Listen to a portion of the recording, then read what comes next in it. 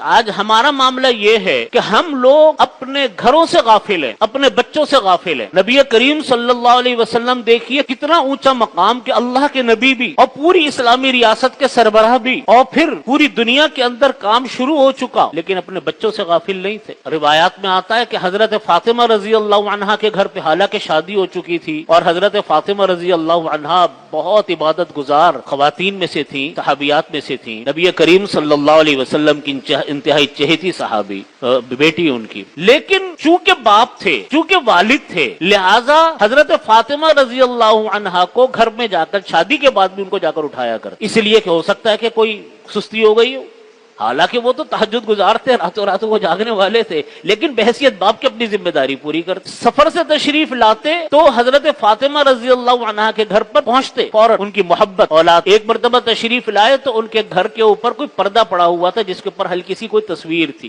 آپ کا چہرہ انور دیکھتے ہی بالکل بدل گیا، یعنی محبت ایک طرف اور شریعت کا حکم دوسری طرف۔ حضرت فاطمہ سمجھ گئے کہ میرے سے کوئی غلطی ہوگی، ان سے معافی مانگی، کہا کہ یا رسول اللہ کیا ہوا؟ آپ نے فرمایا کہ تصویر کیوں ہے پردے کے اوپر، کوئی رہ گئی ہوگی، غلطی ہو گئی ہوگی، انہوں نے فوراً اس کو بدل دی۔ تو کہاں اللہ کے نبی جو دنیا سے جنگیں لڑ رہے، دنیا کی طاقتوں کو وہ للکارا ہوا، اور کہاں اتنی توجہ اپنی اولاد کے اوپر کہ اولاد سے غافل نہیں۔ حضرت حسن، حضرت حسین رضی اللہ عنہما نواسے رسول صلی اللہ علیہ وسلم، اتنی محبت آپ سب جانتے ہیں کہ کتنی محبت فرماتے تھے اپنے نواسوں۔ جب خطبہ دیتے نبی کریم صلی اللہ علیہ وسلم تو یہ دونوں نواسے آتے یا کوئی ایک آتا، آ کر گود میں بیٹھ جاتا، آپ گود میں لے کر ان کو خطبہ دیتے، نماز پڑھاتے تو گود میں لے کے نماز پڑھاتے، رکوع سجدے میں جاتے تو سائیڈ میں بٹھا دیتے، پھر اٹھا لیتے۔ کہیں باہر جا رہے تھے ایک مرتبہ تو حضرت حسن حسین رضی اللہ عنہ سڑک پر کھیل رہے تھے جیسے بچے کھیلتے ہیں، آپ ان کے پیچھے یوں ہاتھ کر کے ان کے پیچھے دوڑ رہے ہیں، ان کو پکڑ رہے ہیں، پھر پکڑ کر ان کو گود میں لیا، ان کو پیار کی، اتنی محبت۔ لیکن ایک مرتبہ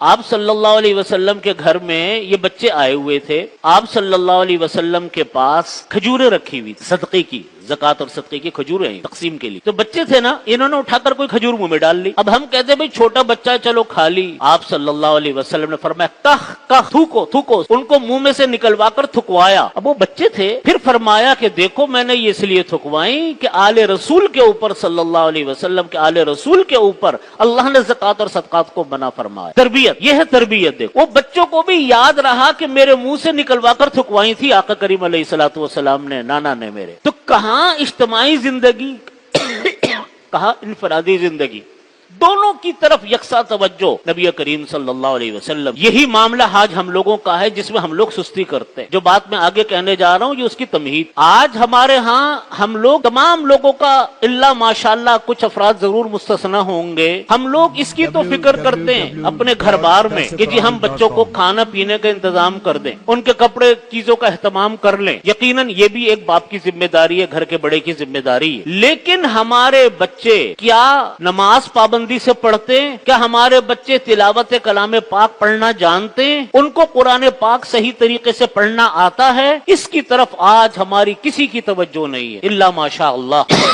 ہم نے اپنے بچوں کو اسکولوں میں داخل کیا اور یہ دیکھے بغیر کہ اسکولوں میں بچے تعلیم کیا حاصل کر رہے ہیں، وہ سیکھ کیا رہے ہیں۔ میں آپ سے سچ عرض کرتا ہوں کہ تعلیم کے نام پر جہالت سکھائی جا رہی ہے آج کل۔ بہت سارے تعلیمی اداروں میں اگر وہ بچے جب پڑھ کر نکلتے ہیں تو نہ ان کے پاس اخلاق ہوتا ہے، نہ ان کے پاس تربیت ہوتی ہے، نہ ان کے پاس دین کی کوئی ادنا سی تعلیم ہوتی، ان کو پتہ ہی نہیں ہوتا قرآن پاک کہتے کس کو اور پڑھتے کس طریقے سے، ان کو علم ہی نہیں ہے۔ اور کہنے کو ماں باپ مطمئن ہے کہ ہم نے اپنے بچوں کو اسکولوں میں داخل کر کے تعلیم یافتہ بنا دی۔ آج بے شمار افراد ہم سے ملتے ہیں، بڑے اونچے گھرانے کے لوگ ملتے ہیں، ان کے بچے بہت اعلیٰ تعلیم یافتہ اداروں میں تعلیم حاصل کرتے ہیں، لیکن سب ایک بات کی شکایت کرتے ہیں کہ ہمارے بچے ادب و آداب سے بالکل ناواقف، اسلامی دین اسلام سے بالکل ناواقف۔ میرے بھائیوں، یہ بچے ہمارا اور آپ کا سرمایہ ہیں، یہی بچے تو ہمارے لیے مرنے کے بعد دعائیں کریں گے، اور کون دعا کرے گا ہمارے لیے؟ حدیث شریف میں نبی علیہ الصلوۃ والسلام نے فرمایا کہ مرنے کے بعد جس چیز کا ثواب انسان کو قبر میں پہنچتا رہتا ہے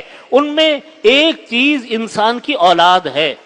جو مرنے کے بعد اس کے لیے دعا کرے گی۔ حدیث شریف میں نبی کریم صلی اللہ علیہ وسلم نے فرمایا کہ انسان کے مرنے کے بعد اچانک درجہ بلند ہو جائے گا، وہ کہے گا اللہ تعالیٰ سے کہ یا اللہ انا حاضی، یہ میرا درجہ کیسے بلند ہو گیا؟ اللہ تعالیٰ فرمائیں گے تمہاری اولاد نے تمہارے لیے ایصال ثواب کیا تھا، دعا کی۔ آج ہم لوگ اپنے بچوں کی اور اپنے گھر کی اور اپنے آپ کی انفرادی زندگی سے بالکل غافل ہے، کوئی توجہ ہماری نہیں ہے اپنی اولاد کے اوپر، ان کی تعلیم و تربیت کے اوپر۔ نتیجہ کیا ہے؟ میں ایک بات دیکھتا ہوں، بہت سوچتا بھی ہوں کہ یہ کیوں فرق ہے ہمارے یہاں۔ آپ دنیا کے دوسرے ملکوں میں دیکھیں تو اتنی زیادہ کرپشن، اتنا زیادہ اخلاقی بگاڑ جتنا آج ہمیں اپنے ملک میں نظر آتا ہے، اتنا آپ کو دوسرے ملکوں میں نظر نہیں آتا۔ ہم یہ کہیں کہ ہم ہر چیز میں حکومتوں کو گالیاں دیتے ہیں، جو حکومتوں کے کرنے کا کام ہے وہ حکومتیں کریں گی یا نہ کریں، وہ ان کا کام ہے، لیکن بہت سارا کام تو ہمارا کرنے کا ہے نا، بے شمار کام تو ہمارا کرنے کا ہے کہ ہم کیا کر رہے ہیں۔ ہمارے بچے اگر جھوٹ بولتے تو اس میں حکومت کا کیا کام ہے؟ ہمارے ہاں بچوں کو اگر حرام خوری کی عادت ہے تو اس میں حکومت کا کیا کام ہے؟ جو کام ہمارا کرنے کا ہم وہ کریں۔ ہمارے بچوں کو قرآن پاک پڑھنا نہیں آتا